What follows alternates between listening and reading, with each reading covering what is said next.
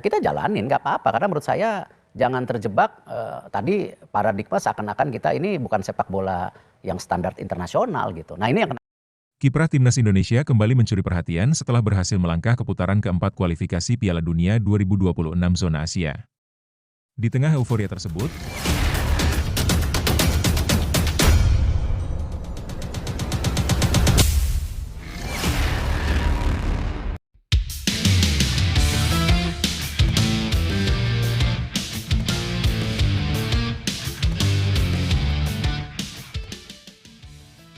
kiprah Timnas Indonesia kembali mencuri perhatian setelah berhasil melangkah ke putaran keempat kualifikasi Piala Dunia 2026 zona Asia. Di tengah euforia tersebut, sejumlah kabar menarik muncul dan memicu berbagai spekulasi publik, termasuk manuver PSSI yang memutuskan membuka gerbong naturalisasi untuk mengarungi ronde 4 kualifikasi Piala Dunia. Skuad Garuda bakal dipenuhi wajah baru. Begini faktanya. Tapi, Mimin minta tolong tonton video ini sampai selesai, agar tidak ada kesalahpahaman yang terjadi. Dan tak bosan-bosan juga, tolong like dan share video ini ke media sosial kalian agar semua orang tahu apa yang sedang terjadi.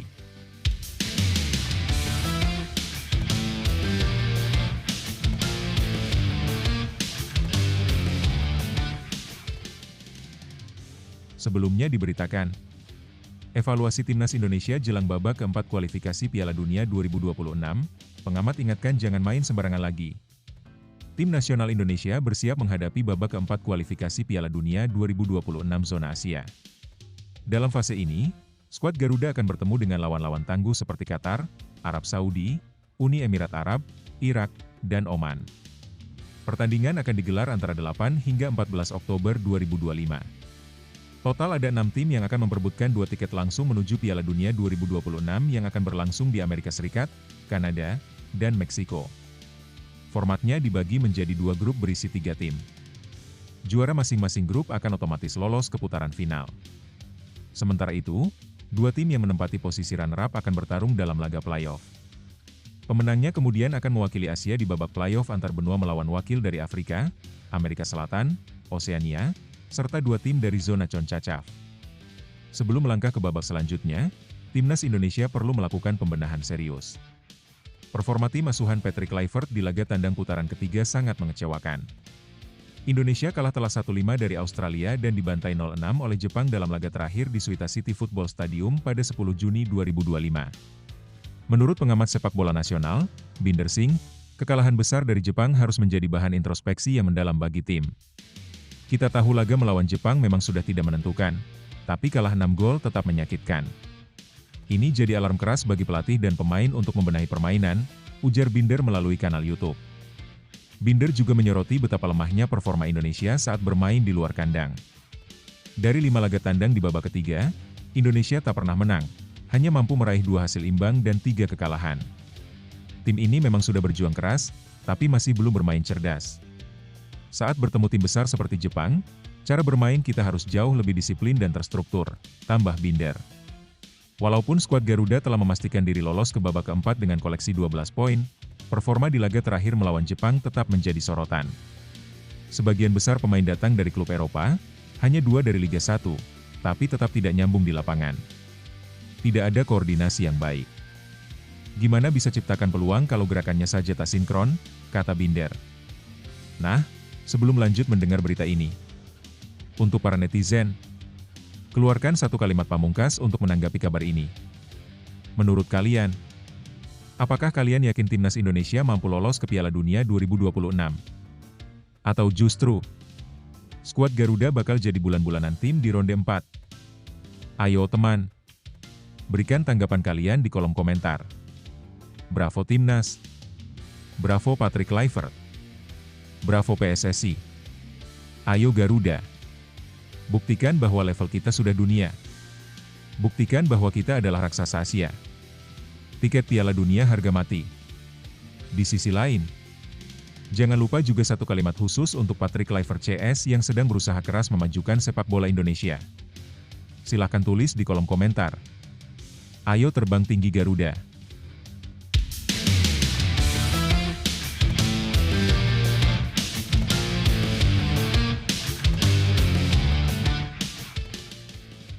Mari kita lanjut teman-teman.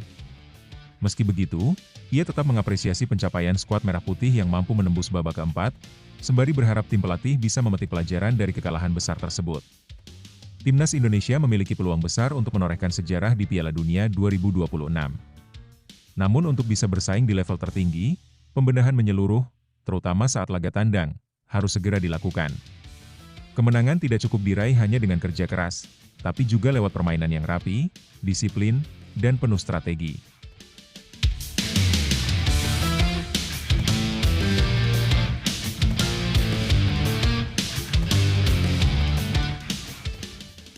Lebih lanjut, Timnas Indonesia akan menghadapi tantangan berat di putaran keempat kualifikasi Piala Dunia 2026 zona Asia. Setelah lolos dari babak ketiga dengan hasil yang cukup baik, kini mereka harus segera melakukan evaluasi menyeluruh, terutama setelah kekalahan besar saat bermain tandang melawan tim-tim kuat seperti Australia dan Jepang. Permasalahan utama terletak pada performa saat laga tandang. Statistik menunjukkan bahwa Indonesia belum mampu menang dalam pertandingan di luar kandang, padahal pada babak keempat nanti, laga tandang akan kembali menjadi bagian krusial.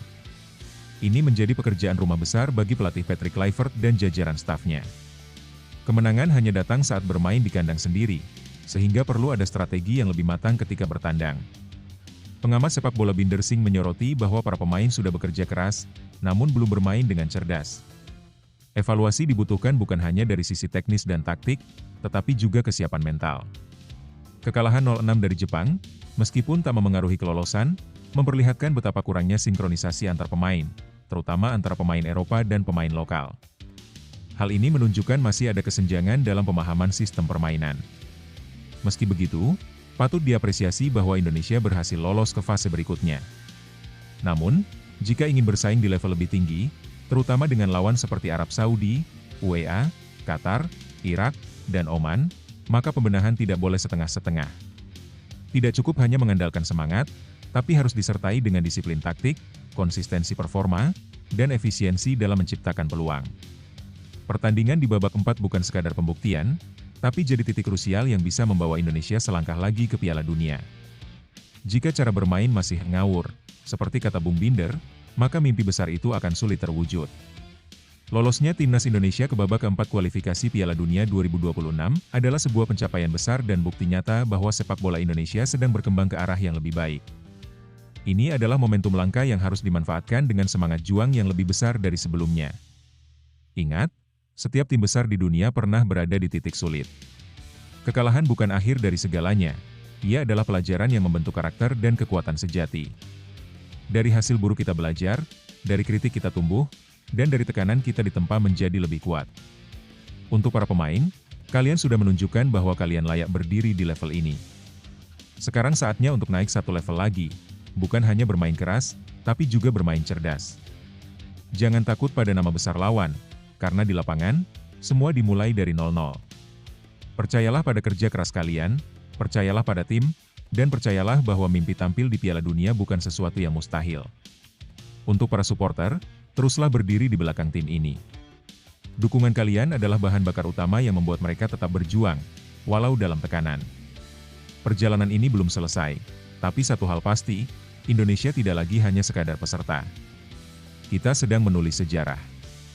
Tetap semangat, tetap percaya, dan mari kita tunjukkan bahwa Garuda tak hanya bisa terbang, tapi juga mampu menembus langit dunia. Mari kita hitung peluang Timnas Indonesia lolos ke Piala Dunia 2026 lewat babak keempat kualifikasi Asia. Timnas Indonesia masih memiliki peluang untuk tampil di Piala Dunia 2026 melalui babak keempat kualifikasi zona Asia. Meskipun pertandingan di fase ini masih beberapa bulan lagi, perencanaan dan persiapan bisa mulai dilakukan sejak sekarang oleh tim dan seluruh pendukung skuad Garuda. Setelah menempati posisi keempat di grup C pada babak ketiga, Indonesia berhasil melangkah ke tahap selanjutnya. Dalam 10 pertandingan yang dijalani, pasukan asuhan Patrick Kluivert mengoleksi 12 poin. Di babak keempat nanti, Indonesia akan bersaing dengan 5 negara lain yang juga gagal finish 2 besar di grup mereka. Salah satu lawannya adalah Arab Saudi, yang menempati posisi ketiga di grup C dengan raihan 13 poin. 4 negara lainnya adalah Qatar dan Uni Emirat Arab dari grup A, serta Oman dan Irak dari grup B. Jadwal drawing dan format pertandingan babak keempat. Menurut informasi dari situs resmi AFC, Pengundian grup babak keempat akan berlangsung pada 17 Juli 2025 di Kuala Lumpur, Malaysia. Keenam tim akan dibagi ke dalam dua grup yang masing-masing berisi 3 tim. Mereka akan bermain dalam format round robin. Semua tim saling bertemu 1 kali. Pertandingan babak keempat ini akan digelar pada 8-14 Oktober 2025, dengan Arab Saudi dan Qatar ditunjuk sebagai tuan rumah untuk masing-masing grup. Tim yang menjadi juara grup akan langsung mendapatkan tiket ke putaran final Piala Dunia 2026. Sementara itu, 2 tim yang finish di posisi kedua akan saling berhadapan lagi untuk memperebutkan 1 tempat di babak playoff antar konfederasi. Skenario lolos Timnas Indonesia. Lalu, bagaimana cara terbaik agar Indonesia bisa lolos langsung ke Piala Dunia 2026? Kunci utamanya adalah meraih 2 kemenangan dari 2 pertandingan. Dengan total 6 poin, posisi juara grup hampir pasti dalam genggaman. Jika Indonesia hanya menang sekali dan bermain imbang sekali, total 4 poin, kemungkinan besar hanya cukup untuk mengamankan posisi runner-up grup, yang artinya harus bertanding lagi di babak kelima. Bagaimana kalau hanya menang sekali dan kalah sekali, 3 poin? Ini bisa saja cukup untuk posisi kedua, tetapi dengan catatan, 1 tim lain di grup tidak boleh meraih 1 kemenangan pun. Jika tidak, maka posisi akan ditentukan lewat selisih gol dan hasil head-to-head antar tim yang sama-sama memiliki 3 poin. Dengan jadwal yang sudah diumumkan dan skema yang jelas, perjuangan Timnas Indonesia untuk tampil di Piala Dunia 2026 masih terbuka lebar. Semua bergantung pada performa di babak keempat nanti. Dukungan dan persiapan yang matang akan sangat menentukan. Lebih lanjut, situasi Timnas Indonesia yang berhasil melangkah ke babak keempat kualifikasi Piala Dunia 2026 merupakan capaian yang cukup bersejarah, mengingat persaingan di Asia semakin ketat. Finish di peringkat keempat grup C dengan 12 poin dari 10 laga memperlihatkan bahwa skuad Garuda mampu bersaing dengan negara-negara yang lebih berpengalaman. Namun, tantangan di babak keempat jauh lebih berat. Format grup kecil dengan hanya 3 tim membuat margin kesalahan sangat kecil. Setiap pertandingan menjadi penentu hidup mati. Tidak ada ruang untuk lengah, apalagi kalah. Tim harus bermain sempurna jika ingin meraih tiket otomatis ke putaran final. 2 kemenangan dari 2 laga menjadi target realistis bila ingin langsung lolos. Tapi jika hanya mampu meraih 1 kemenangan, maka situasinya jadi rumit. Skenario imbang dan selisih gol akan menjadi penentu, yang berarti Indonesia tak hanya harus menang, tapi juga menang meyakinkan. Beban makin besar karena lawan-lawan yang akan dihadapi, seperti Arab Saudi, Qatar, atau Irak, merupakan tim dengan pengalaman dan kualitas yang terbukti di level Asia dan bahkan dunia. Tapi dengan persiapan matang, strategi cerdas dari pelatih Patrick Kluivert, dan semangat juang yang konsisten, peluang untuk membuat sejarah tetap ada. Yang juga penting adalah mental. Jika Indonesia ingin bersaing di level tertinggi, pemain harus punya kepercayaan diri dan fokus yang kuat. Dukungan dari publik juga akan jadi energi tambahan yang sangat penting, meski kemungkinan pertandingan digelar di tempat netral. Intinya, ini bukan sekadar soal teknis di lapangan, tapi juga soal kesiapan mental, kerja tim, dan momentum. Bila semua elemen ini berpadu, tak mustahil Indonesia bisa mencetak sejarah baru di Piala Dunia 2026. Perjalanan Timnas Indonesia menuju Piala Dunia 2026 bukanlah hal yang mudah, tapi di balik setiap tantangan besar selalu ada peluang untuk menciptakan sejarah. Jangan pernah meremehkan kekuatan mimpi, apalagi jika dibarengi dengan kerja keras, disiplin, dan keyakinan yang tak tergoyahkan. Timnas sudah membuktikan bahwa mereka bisa bersaing. Sekarang waktunya naik 1 level lagi, menjawab keraguan, melampaui batas. Lawan yang dihadapi memang kuat, tapi Indonesia punya semangat juang, kebanggaan, dan satu hal yang tak dimiliki semua tim, dukungan dari jutaan hati yang percaya. Setiap peluit awal adalah kesempatan. Setiap detik di lapangan adalah perjuangan. Dan setiap kemenangan adalah langkah menuju mimpi yang dulu mungkin terasa terlalu jauh, tampil di panggung dunia. Untuk para pemain, staf, dan seluruh pencinta sepak bola Indonesia, jangan pernah takut bermimpi besar. Karena sejarah tidak ditulis oleh mereka yang bermain aman, tapi oleh mereka yang berani melangkah. Garuda tak pernah terbang rendah. Saat waktunya tiba, terbanglah tinggi, untuk bangsa, untuk lambang di dada, dan untuk mimpi yang selama ini dinanti. Kita bisa.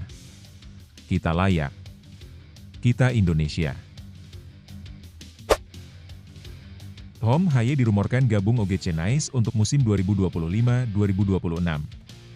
Gelandang Timnas Indonesia, Tom Haye, tengah menjadi sorotan setelah dikabarkan akan merapat ke klub papan atas Liga Prancis, OGC Nice, untuk kompetisi musim 2025-2026. Kabar ini mencuat usai Haye tertangkap kamera berada di Bandara Nice Cote d'Azur, Prancis. Ketertarikan OGC Nice terhadap pemain berdarah Belanda Indonesia ini sebenarnya bukan hal baru.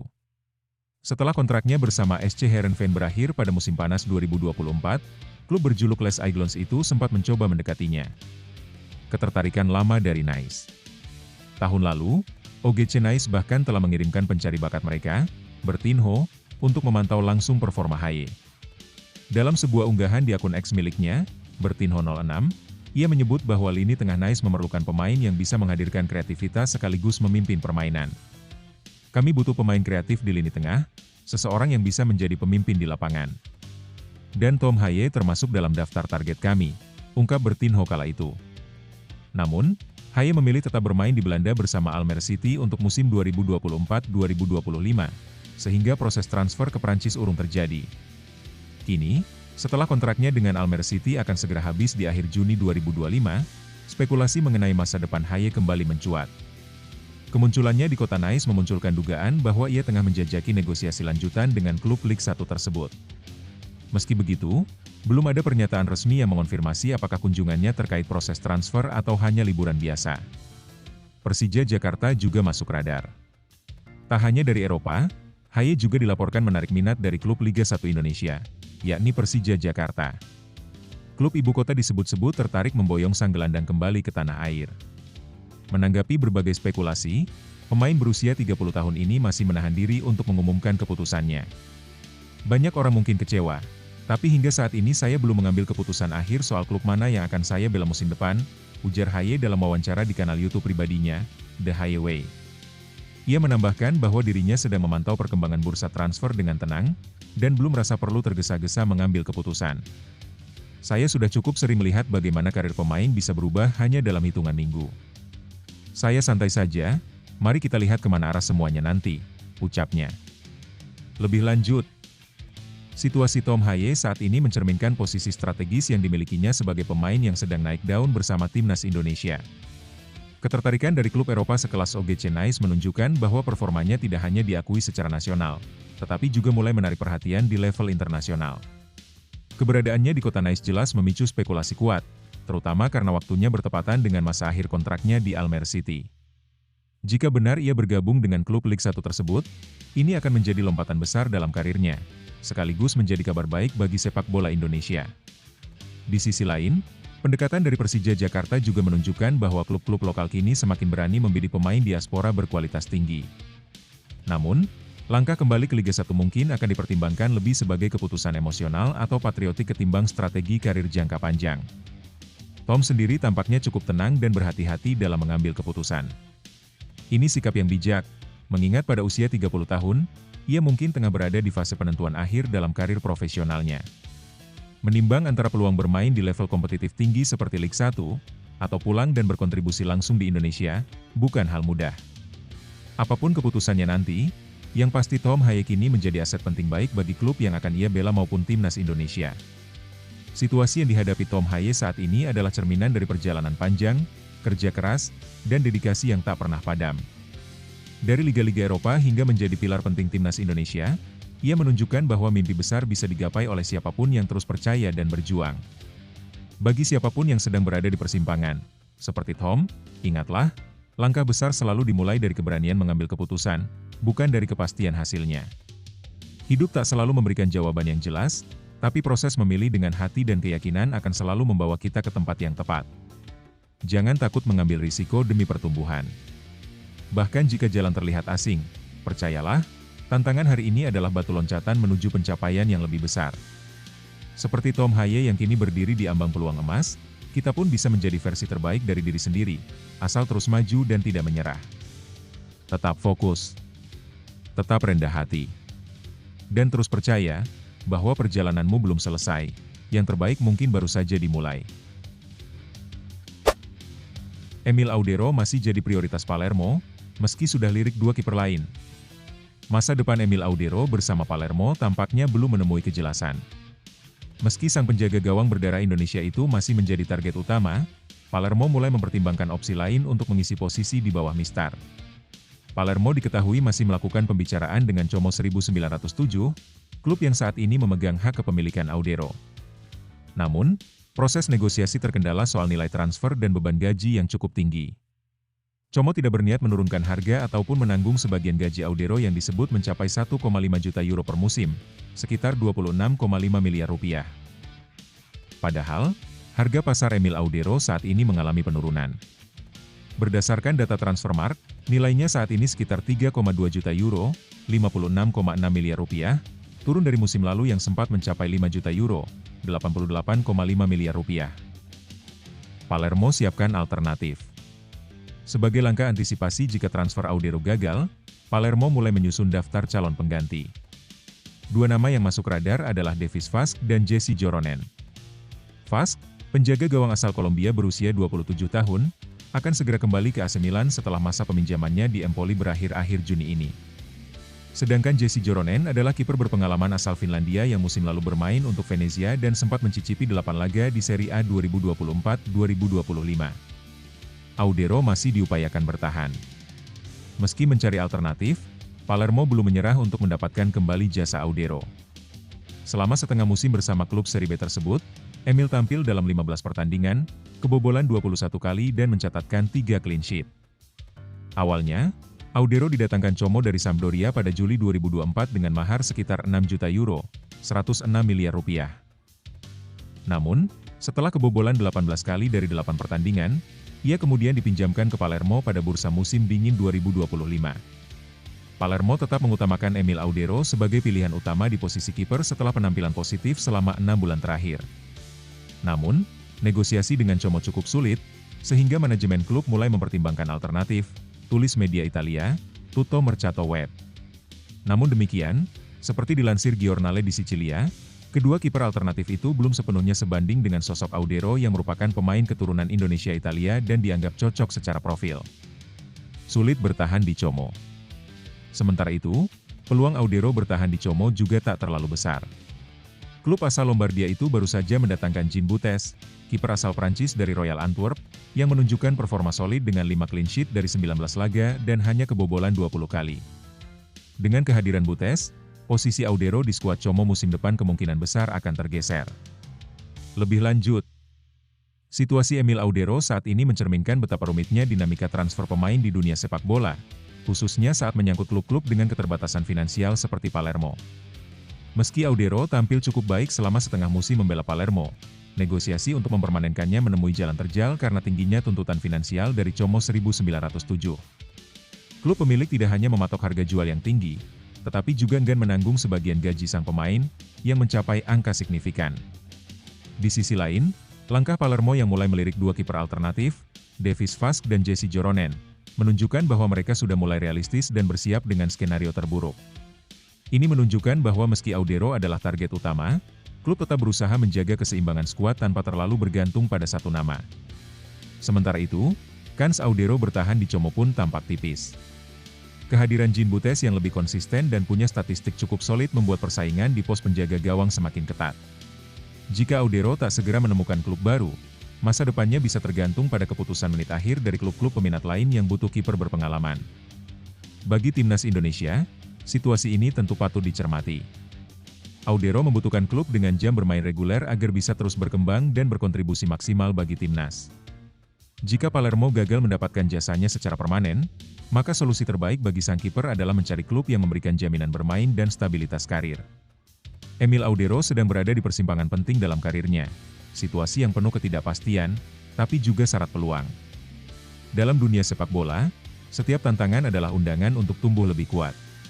Saat satu pintu tertutup, seringkali pintu lain terbuka, asal ia tetap bergerak dan percaya pada proses. Ketika satu klub ragu, bukan berarti nilaimu turun. Mungkin itu hanya tanda bahwa tempat terbaik untuk berkembang masih menunggumu di tempat lain. Waktu bermain, dukungan yang tulus, dan lingkungan yang tepat bisa datang dari arah yang tak terduga, dan kadang, itu yang benar-benar dibutuhkan untuk membuktikan kemampuan sebenarnya. Teruslah fokus, tetap disiplin, dan percayalah bahwa kerja keras tak akan pernah mengkhianati hasil. Dunia mungkin melihat satu babak, tapi kariermu adalah cerita panjang yang belum selesai. Emil Audero belum selesai. Dia baru mulai. Mads Hilgers tidak ikut latihan perdana FC Twente. Sinyal akan tinggalkan klub? Pemain belakang timnas Indonesia, Mads Hilgers, tidak terlihat dalam sesi latihan perdana FC Twente jelang bergulirnya musim kompetisi 2025 hingga 2026. Ketidakhadirannya memicu spekulasi soal masa depannya di klub asal Belanda tersebut. Latihan perdana FC Twente dimulai. Pada Senin, 23 Juni 2025, FC Twente resmi menggelar sesi latihan pertama sebagai bagian dari persiapan mereka menghadapi musim baru. Latihan ini dipimpin langsung oleh pelatih kepala Joseph Oosting. Mengutip laporan dari Twente Fans, sebagian besar pemain sudah kembali bergabung. Namun, tidak semua pemain hadir. Salah satu yang absen adalah Mads Hilgers, yang diketahui sedang menjalani libur usai membela timnas Indonesia. Para pemain telah menyelesaikan sesi latihan perdana mereka di bawah arahan pelatih Joseph Oosting, tulis Twente Fans dalam laporannya. Komentar sang pelatih tentang absennya Hilgers. Pelatih Joseph Oosting mengonfirmasi bahwa memang ada beberapa pemain yang belum bergabung karena komitmen internasional. Selain Hilgers, nama-nama seperti Saiful Tayyef, Mats Rots, Owen Panevlek, dan Lucas Venegor dari Hesselin juga belum hadir. Kami memang belum lengkap. Beberapa pemain masih absen karena urusan dengan tim nasional, ujar Oosting. Spekulasi kepindahan Mads Hilgers. Meski absennya masih dalam konteks liburan, masa depan Hilgers di FC Twente tetap menjadi tanda tanya. Kabarnya, manajemen klub sudah memberikan lampu hijau jika sang pemain ingin mencari tantangan baru. Namun sampai saat ini, belum ada tawaran serius dari klub lain untuk merekrut pemain berdarah Manado tersebut. Perkembangan soal masa depan Hilgers tentu akan menarik untuk terus dipantau dalam beberapa pekan ke depan. Lebih lanjut, situasi Mads Hilgers yang absen dari latihan perdana FC Twente tentu menimbulkan tanda tanya, apalagi ia baru saja menjalani tugas bersama timnas Indonesia. Dalam konteks profesional, ketidakhadiran karena libur usai laga internasional bisa dimaklumi. Namun, mengingat rumor bahwa FC Twente telah membuka pintu bagi kepergiannya, absennya kali ini bisa jadi mengindikasikan sesuatu yang lebih besar dari sekadar istirahat. Dari sisi pelatih Joseph Oosting, pernyataannya cukup netral. Ia menyebut bahwa beberapa pemain belum bergabung karena urusan internasional dan memilih fokus pada pemain yang sudah tersedia. Ini bisa dibaca sebagai bentuk profesionalitas, tapi juga bisa diartikan sebagai langkah jaga jarak terhadap pemain-pemain yang kemungkinan akan hengkang, termasuk Hilgers. Yang menarik, sampai sekarang belum ada klub yang secara konkret menyatakan minat pada Hilgers. Artinya, meski FC Twente siap melepasnya, proses transisi belum terjadi. Ini membuat posisi Hilgers menjadi menggantung, belum benar-benar pergi, tapi juga belum pasti bertahan. Bagi pemain yang ingin terus berkembang dan menjaga performa, ketidakjelasan seperti ini bisa mengganggu ritme karir. Jika benar ia sedang menunggu tawaran baru, maka waktu semakin sempit karena pramusim adalah masa penting untuk membangun chemistry dan mendapatkan menit bermain. Keputusan cepat dan jelas akan sangat krusial bagi masa depannya, baik itu melanjutkan karir di luar Belanda atau kembali memperkuat Twente dengan komitmen penuh. Situasi seperti yang sedang dialami Mads Hilgers bukanlah akhir, melainkan bagian dari perjalanan yang lebih besar. Dalam dunia sepak bola, seperti halnya dalam hidup, tidak semua hal berjalan sesuai rencana. Kadang kita harus menunggu, bersabar, atau bahkan mengambil langkah mundur untuk bisa melompat lebih jauh. Bagi Mads, ketidakjelasan hari ini bisa jadi adalah awal dari peluang yang lebih besar esok. Yang terpenting adalah tetap menjaga semangat, disiplin, dan percaya pada proses. Nama Mads Hilgers sudah dikenal sebagai pemain tangguh, dan itu bukan kebetulan, itu hasil dari kerja keras dan komitmen. Saat pintu satu tertutup, selalu ada pintu lain yang terbuka. Mungkin bukan sekarang, tapi sebentar lagi. Untuk siapapun yang sedang menghadapi ketidakpastian, tetap tenang, tetap bergerak. Waktu terbaik sering datang setelah masa yang paling sulit. Jangan ragu, karena keberhasilan bukan soal seberapa cepat datangnya, tapi seberapa kuat kamu bertahan hingga itu tiba. Bicep ke kaki lawan.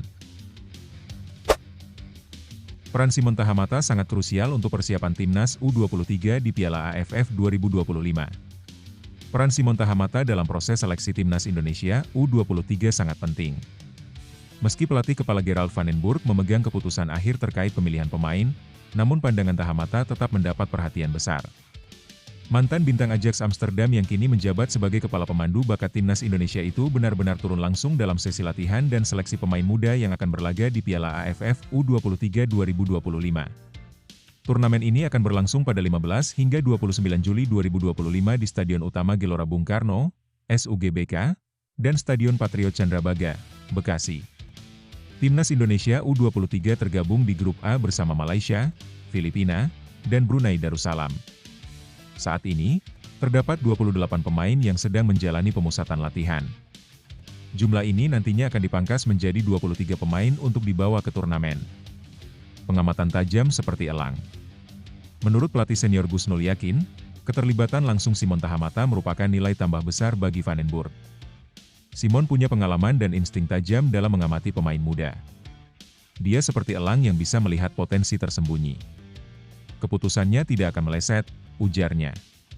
Kolaborasi antara Vandenburg dan Tahamata dinilai sebagai kombinasi yang ideal. Melalui keterlibatan intensif ini, Tahamata dapat mengukur kualitas para pemain dan membantu meningkatkan kemampuan mereka ke level berikutnya. Menyiapkan regenerasi untuk timnas senior. Persiapan timnas U23 bukan hanya ditujukan untuk turnamen semata, tapi juga sebagai batu loncatan menuju timnas senior.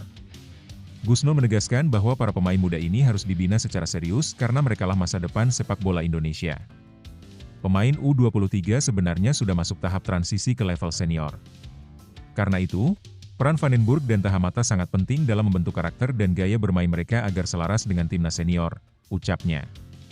Penyelarasan gaya bermain ini dianggap penting agar saat para pemain muda tersebut promosi ke level lebih tinggi, mereka bisa langsung beradaptasi dan memberikan kontribusi maksimal. Lebih lanjut, situasi ini menunjukkan langkah serius dan strategis dari PSSI dalam membangun fondasi kuat untuk masa depan timnas Indonesia.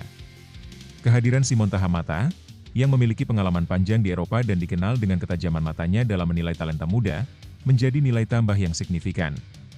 Kolaborasinya dengan Gerald Vandenburg, pelatih yang juga punya rekam jejak kuat dalam pengembangan pemain muda, adalah kombinasi yang menjanjikan. Langkah menurunkan langsung Tahamata ke lapangan latihan juga memperlihatkan bahwa PSSI tak sekadar simbolik dalam menunjuk orang-orang penting, tapi benar-benar memanfaatkan keahlian mereka secara maksimal. Ini juga bisa menjadi awal dari sistem scouting yang lebih terstruktur dan profesional, sebagaimana pernah diminta oleh Erick Thohir sebelumnya. Pemusatan latihan timnas U23 bukan hanya soal menghadapi turnamen Piala AFF U23, tapi menjadi bagian dari proses regenerasi timnas senior. Artinya, setiap keputusan dalam seleksi, pelatihan, dan pembentukan karakter pemain akan berdampak jangka panjang. Upaya menyamakan gaya bermain dan filosofi antara timnas U23 dan senior adalah langkah cerdas, agar transisi pemain berjalan mulus. Namun, agar semua ini tidak berhenti sebagai proyek sesaat, keberlanjutan program ini harus dijamin. PSSI perlu mengawal proses ini secara konsisten, termasuk membangun sistem kompetisi usia muda yang mendukung perkembangan pemain secara berkala. Jika konsistensi ini terjaga, maka cita-cita membangun timnas yang tangguh dan berprestasi bisa lebih realistis untuk dicapai. Perjalanan menuju prestasi besar memang tidak mudah, tapi justru disitulah letak nilai perjuangannya. Saat ini, timnas Indonesia U23 sedang menapaki jalan penting yang bisa menjadi awal dari kebangkitan sepak bola Indonesia. Di balik setiap latihan keras, seleksi ketat, dan tantangan yang dihadapi, tersimpan harapan seluruh bangsa. Bagi para pemain muda, ini adalah kesempatan emas. Bukan hanya untuk mengenakan seragam merah putih, tapi untuk mencatatkan nama dalam sejarah sepak bola Indonesia.